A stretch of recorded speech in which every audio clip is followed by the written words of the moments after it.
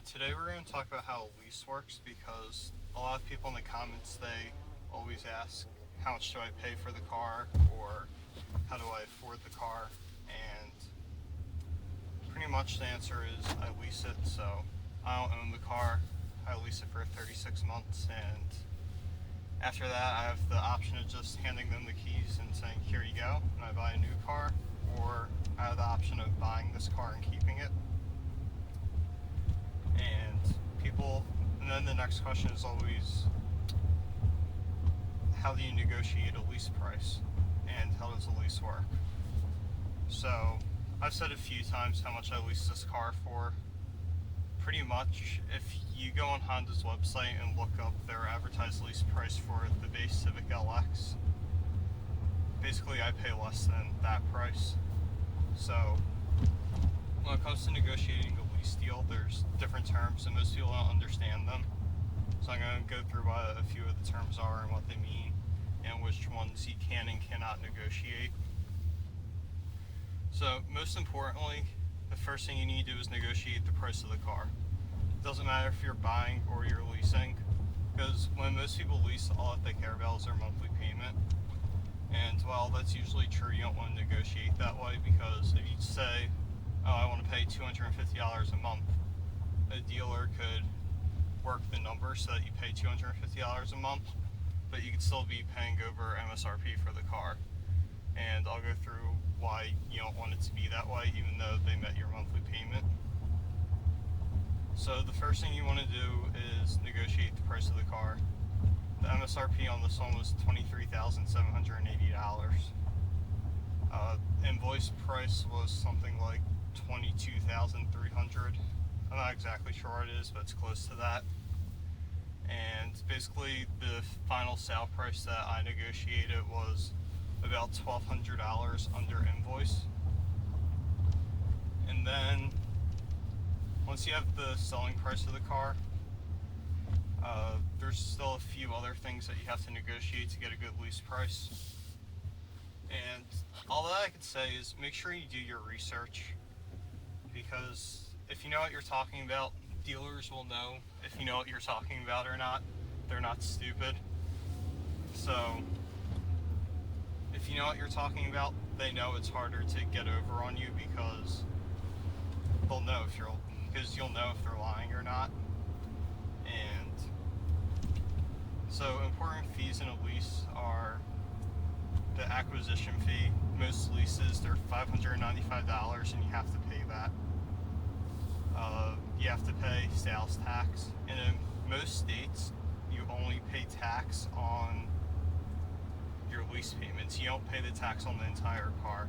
In a few states you do. I believe Maryland is one of the states. You have to pay the tax on the entire car, but in most states you only pay tax on your lease payments. So if you don't know that, some dealers, they'll try and tax the whole car on you, even though you don't have to pay that. So make sure you look up if your state, if you have to pay the whole taxes or not, but most likely you only have to pay the tax on the payments. So that's the way that dealers try and get you. Know what your credit score is, because in a lease, instead of an APR finance rate, you have something called a money factor, which is basically the finance rate for a lease. And money factors, they're going to vary based on how long your lease is.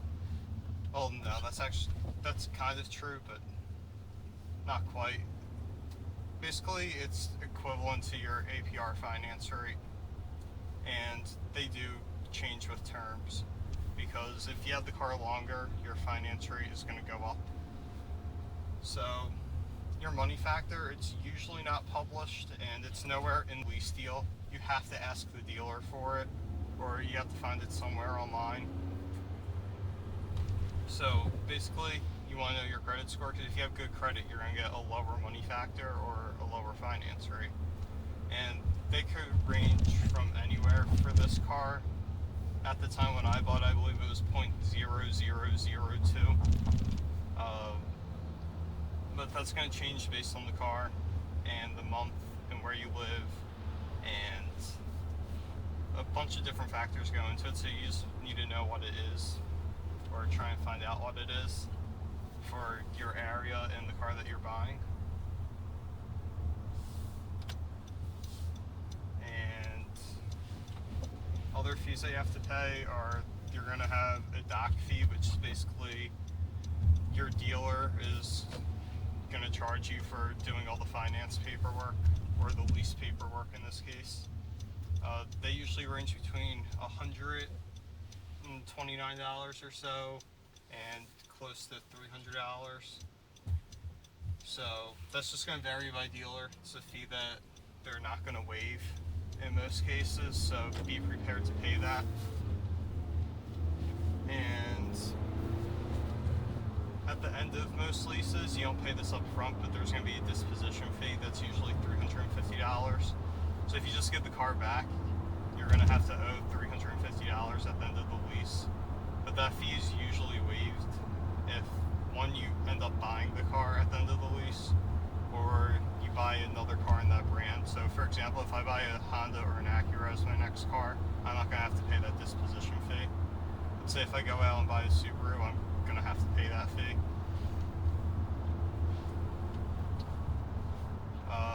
And then going back to the money factor, I forgot to mention this. What you do with that number is you need to take what's called the adjusted net cap cost, and that's basically the selling price of the car plus your dealer fees, your motor vehicle fees, which you obviously have to pay, and they're going to vary by state, and your acquisition fee, and you add that to the sale price of the car, and then you add that to the residual price of the car, which I'll cover what that is. Then you multiply it by your money factor, and then you divide by however long your lease is. So for this car, it would be my selling price, which was somewhere in the $21,000 range, plus my acquisition fee, plus my doc fee, plus my motor vehicle fees, and then add that to my residual fee, and then I multiply it by my money factor, which in this case I believe was 0.002, and then divided by 36, and that's going to be the finance charge, and that obviously gets factored into your lease payments, or you could pay it up front as a down payment, but usually with a lease you don't want to put that much money down, if anything at all. And for example, on this lease I didn't put any money down whatsoever. And then your residual value, that's basically an estimate of what the bank thinks your car is worth at the end of the lease. So usually it's somewhere between 50 and 70%, and that factors with if you lease your car for 10, 12, or 15,000 miles, or if you lease more than that. The more miles you have on your car, the lower your residual value is going to be, because the car's not going to be worth as much at the end of the lease. And then obviously how long you lease the car for is going to affect it. So if you have it for 24 months, you're going to have a higher residual than if you lease it for 36 or 48 months. And that's just because the car is an additional year or two older, so it's not going to be worth as much. And the residual, it's just the estimate of what the bank thinks the car is going to be worth.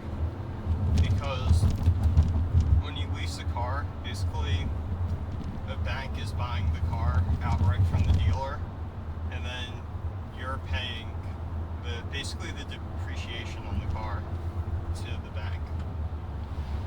So when I bought this car, if the dealer sold it for $21,000, let's say, the bank is going to buy the car from the dealer, and now I'm dealing with the bank, which is usually, say if you buy a Kia, your bank is going to be Kia Motor Finance, and you're going to be making payments to the bank instead of the dealer, basically. And that's basically all the fees that you have to know to negotiate a lease. So first thing is, you obviously want to do your research. You want to know what the cars are selling for in your area, so you can go to TrueCar.com. Now, that is and isn't helpful, because the TrueCar price on this car is something like $23,000 at the time, and I paid a couple thousand under the TrueCar price. So it's a good starting point, but it's that's definitely not where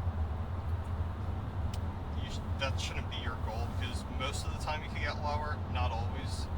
If it's a rare car, say like the Subaru WRX, for those, there's a long wait list for them. Dealers, they'll have between 0 and 1 in stock, so they'll find someone that will pay MSRP for it. So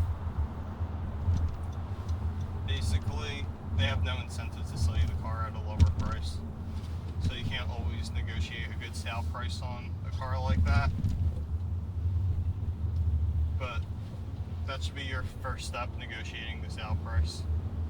And when you negotiate the sale price, you don't even have to tell the dealer if you're going to be buying or leasing, because most dealers, that's the first question they ask, followed by, well, how much do you want to pay a month?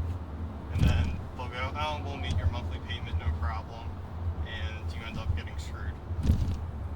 And that kind of happened to me when the first car that I looked at was a Hyundai Elantra. And what the dealer, I guess they thought I was young and stupid and I didn't know how a lease worked. But basically what they tried to do was artificially inflate the residual value of the car, because the higher the residual value, the lower your lease payments generally are. Because if you have a high residual, your depreciation is low. And basically that's what you're paying in a lease. You're paying the depreciation to the bank, so that when the bank goes to sell your car at the end of the lease, it's almost like they're starting fresh with a brand new car, because the depreciation is already paid off. So what Hyundai tried to do to me, well, not Hyundai, but the Hyundai dealer that I went to, was they advertised the car I was looking at on their site for, let's say, $20,500. Well, what they did was they told me that the selling price was instead going to be like $23,500, which I said, hey, your website shows this. And they said, well, on a lease instead, we just raise our residual value instead of changing the sale price. And one, there's a few problems with that, because the residual value is set by the bank and not by the dealer. So dealers usually just can't go ahead and change the residual value to however they want. And having a high residual, an artificially high residual is good unless it's artificially high. And having an artificially high one is bad, and I'll explain why. Because if I have an artificially high residual value, basically my payments are going to be the same as if the selling price was lower and the residual was lower. But with what Hyundai was trying to do to me was say that this $22,000 car would still be worth $18,000 in 3 years, which simply is not going to be the case with a 3-year-old Elantra. So at the end of the lease, if your car is worth more than the buyout, and the buyout price is basically what you could buy the car for and own it at any time during the lease. So say on my Civic Si, at the end of the lease, I have the option of buying the car for, let's say, $14,000. But Civic Si's have a really good resale value. So say if in 3 years the car is worth $17,000, I could either buy the car and, hey, I have an extra, my car's worth $3,000 more than what the bank said it was worth.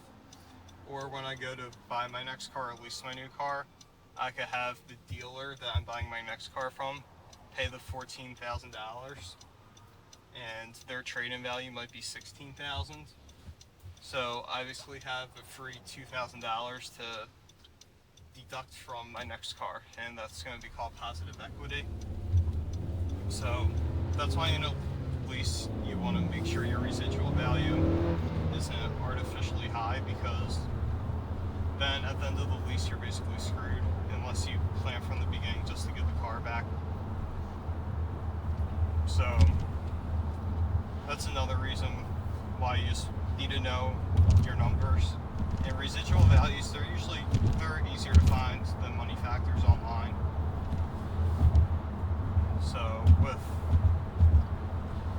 the correct residual value, you can actually do something with your lease. You're just not tied within 2 years you don't like the car anymore, or you change jobs and you need a different car, well, if the residual is set right, you can usually get out of your lease early because your buyout is going to be close to the residual. So when you go and trade it in, you're not going to have negative equity.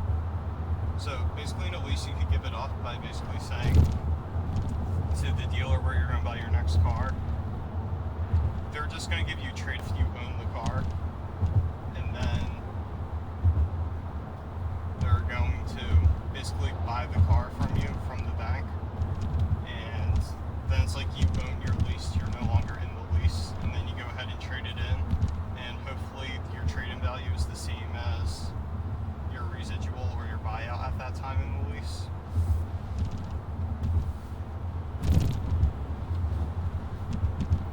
So basically that's all that you really need to know about leasing and how to negotiate one.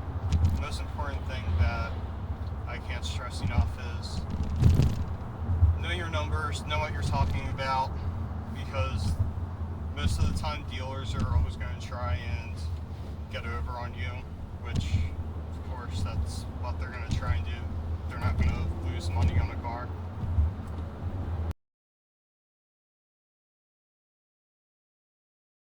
And one last thing about leasing is basically you can't modify your car, because basically it's going to be in your lease contract that when you turn your car in, it has to be 100% stock for the most part. Some companies you could get away with window tint. Sometimes it depends who's going to inspect your car. If you have limo tint on your car, you're probably going to get charged for having it removed. If you have, say, like 50% tint or something that's not ridiculous, there's a chance that whoever inspects your car will just overlook it and you won't get charged. Same thing with debadging your car. If you take the badge off the back, sometimes you'll get charged for it, sometimes you won't. Simple modifications like that, sometimes you can get away with, but usually not. I know BMW, they're basically really strict. It has to be 100% stock. Other car companies, you might get away with minor things. And basically, you'll also be charged for excessive wear. So they'll allow normal wear and tear. So say if your floor mats are a little worn down from where your feet rest, you're not going to get charged for floor mats. But say if you have a huge dent in the side of your car, you're probably going to get charged for it, or a big scratch. They usually allow some scratches up to, depends on the manufacturer.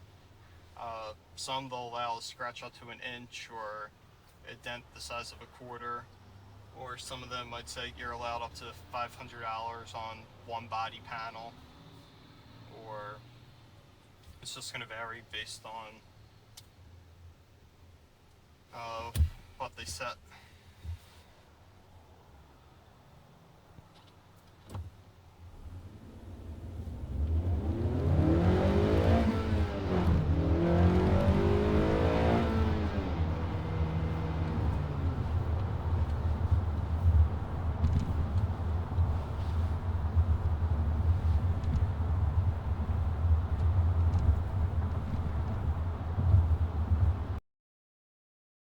So basically that's all that you really need to know about a lease and how it works. So if you have any more questions about how they work,